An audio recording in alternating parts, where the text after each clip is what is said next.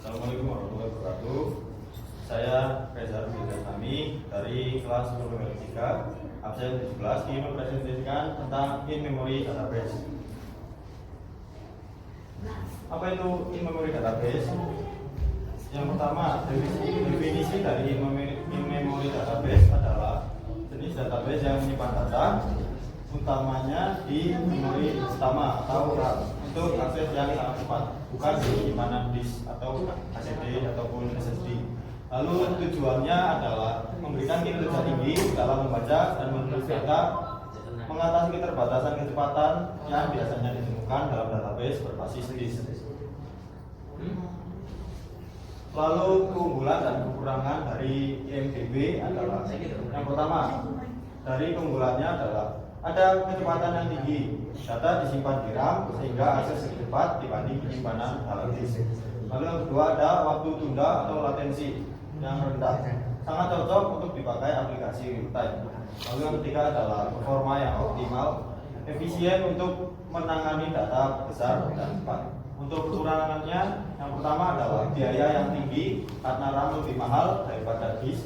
Lalu yang kedua adalah volatile, data di RAM bisa hilang jika daya mati, kecuali ada sistem backup. Lalu yang ketiga ada skalabilitas yang terbatas. Untuk data yang sangat besar diperlukan memori yang lebih besar. Lalu cara kerja IMDb adalah pertama, penyimpanan di RAM. Data akan disimpan langsung di RAM sehingga akses data menjadi sangat cepat tanpa perlu membaca dari disk.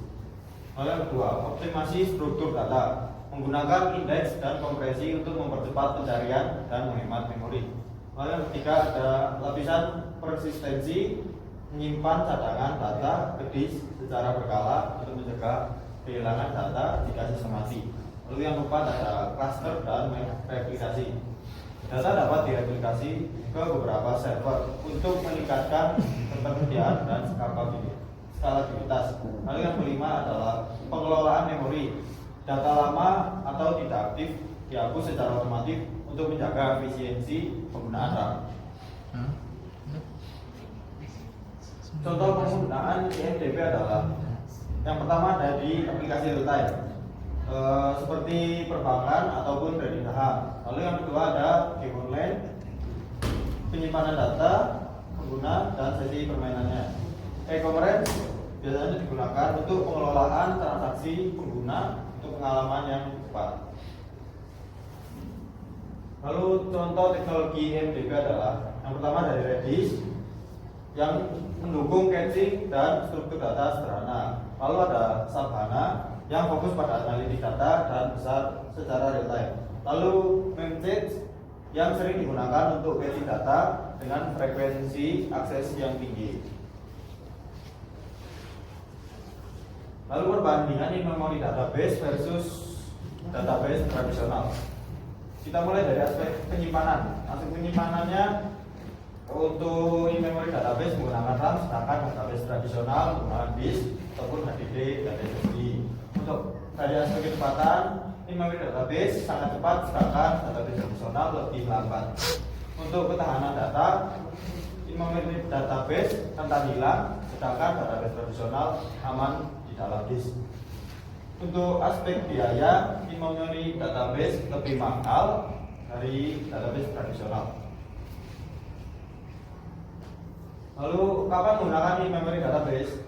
Saat membutuhkan akses cepat dan respon real time.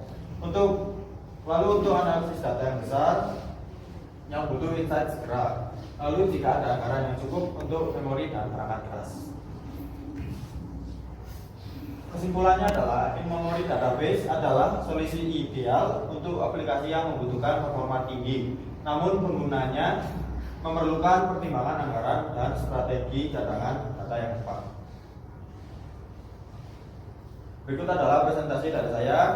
Terima kasih. Wassalamualaikum warahmatullahi wabarakatuh.